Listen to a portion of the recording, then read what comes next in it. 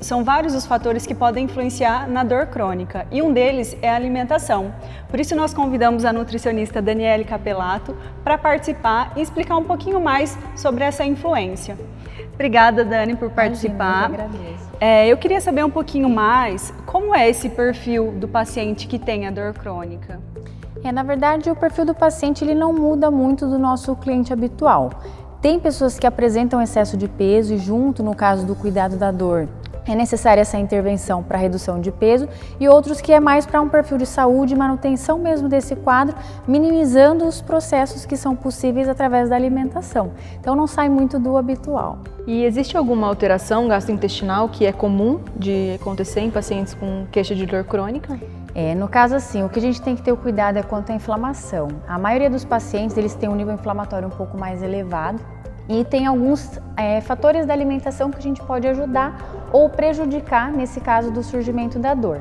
Então, quanto aos alimentos que são anti-inflamatórios, nós poderíamos associar as fontes de alicina, ômega 3 e também a opção da vitamina C, que aí entraria semente de gergelim, podemos colocar o açafrão, o próprio alho, o uso de castanhas, oleaginosas de uma forma geral, os próprios peixes seriam uma ótima opção para minimizar esse efeito inflamatório.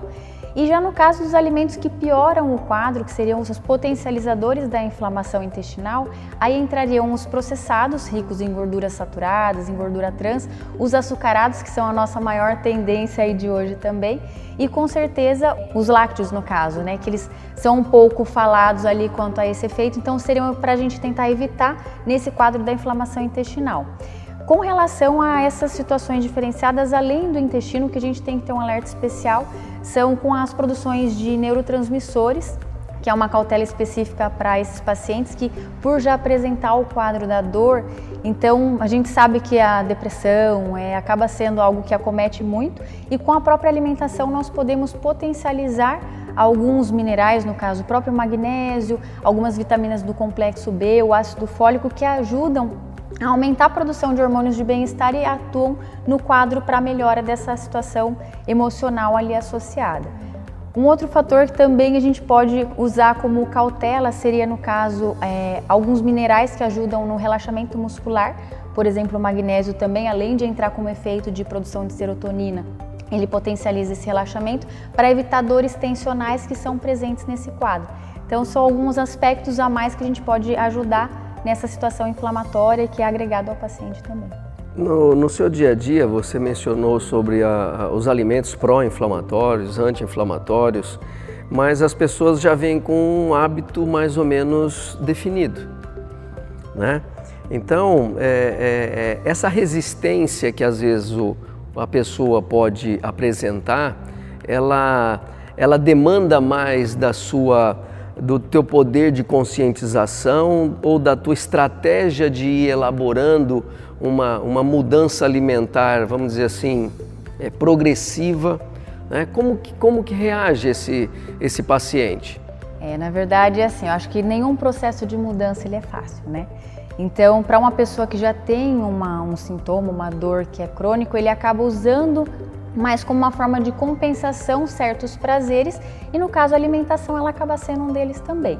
Então eu acho que a recomendação nessa situação seria não radicalizar em nada, todo o processo de mudança ele deve ser gradativo mesmo porque a dor ela é crônica, então não vai ser um momento pontual que vai resolver o nosso processo, então a mudança ela deve ser feita de uma forma lenta, gradual, para que a pessoa perceba realmente a melhora e o bem-estar que é proporcionado com essa correção alimentar e que ela veja que vale a pena esse processo e que não seja um outro peso para ela, além de ter a dor, ainda o processo de mudança da alimentação.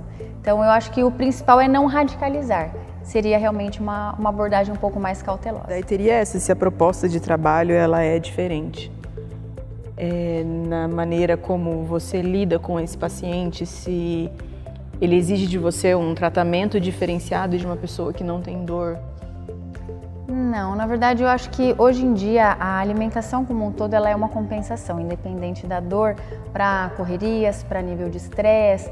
Então eu acho que a abordagem que é colocada é mais relacionada ao que a gente pode melhorar no quadro de saúde dessa pessoa e não especificamente relacionado à dor em específico. Então, eu acho que a saúde ela é recomendada para todos, o cuidado com o peso, com o controle da inflamação sistêmica, ela sempre vai ser associada. Então eu acho que não foge, é um cuidado a mais que a gente tem, sabendo desses possíveis prejuízos relacionados ao emocional, mas eu acho que é uma linha de tratamento convencional buscando a saúde do paciente como um todo. E até um ponto que a gente acabou não comentando, que eu acho que vale a pena a gente ressaltar, é com relação ao sono. No caso, nós temos alguns fitoterápicos que podem ser agregados a esses pacientes, que podem ajudar a relaxar um pouco mais, melhorar a qualidade de sono. Por exemplo, a própria camomila, o mulungu, o capim-limão, são alguns pontos que a gente agrega ao uso desses pacientes próximo do horário do descanso para ajudar a ter um relaxamento melhor e melhorar automaticamente essa percepção da dor também. Então é algo a mais que a gente pode agregar. Junto com esse distúrbio do sono que normalmente acontece nesses pacientes, há algumas alterações nos níveis de ansiedade.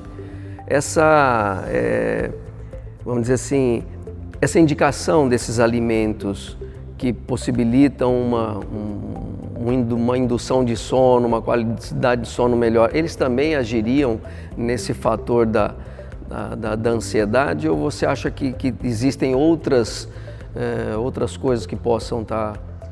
No caso, eu acho que tudo que entra como efeito de relaxamento vai contribuir com o cuidado da ansiedade também. Vai depender um pouco da frequência e do momento que a gente vai associar.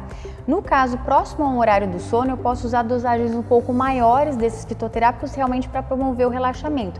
Pensando em ansiedade, ao longo do dia, pode ser agregado na forma de chás, com quantidades um pouco menores de princípio ativo, mas que vai ter o efeito de relaxamento e até evitar o uso de alimentos que sejam aceleradores. Na maioria dos casos, quando o pessoal tem o foco do emagrecimento, eles acabam querendo usar tudo que acelere o máximo o metabolismo para potencializar a perda. Nessa situação já acaba sendo o efeito contrário.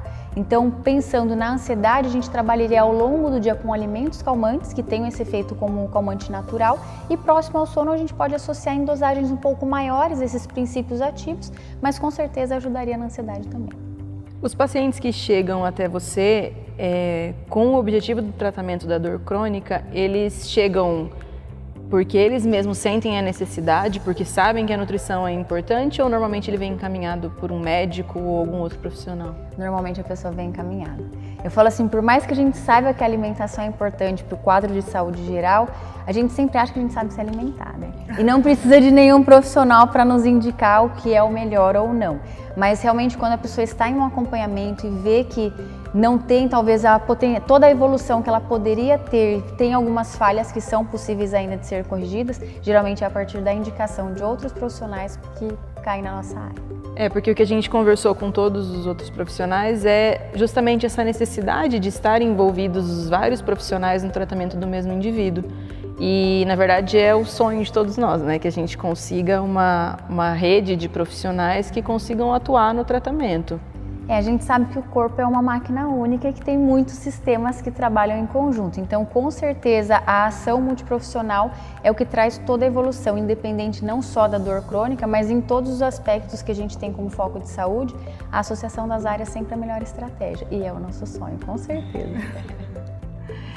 Esse então foi o nosso bate-papo com a nutricionista. Vimos como é importante uma alimentação adequada, evitar alguns alimentos para não potencializar o processo inflamatório que pode estar envolvido na tua dor. Queria agradecer novamente você ter participado, muito obrigada. E essas foram as nossas dicas, os nossos vídeos com todos esses profissionais envolvidos.